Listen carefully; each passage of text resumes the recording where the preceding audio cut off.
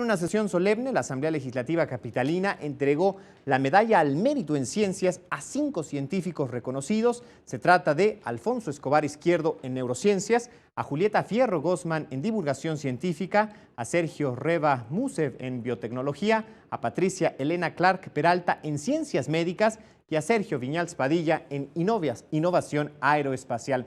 Los galardonados coincidieron en que se destinen mayores recursos para la ciencia. Recordemos desde luego que la ciencia es desarrollo. Escuchemos.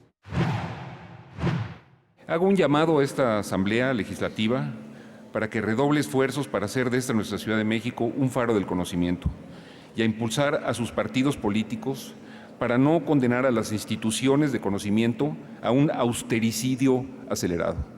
Seguimos formando a los jóvenes investigadores para que se encuentren bien preparados y sean competitivos en el ámbito nacional e internacional. Esperemos que ustedes, desde su trinchera, busquen la forma de que no nos falten los recursos para hacerlos.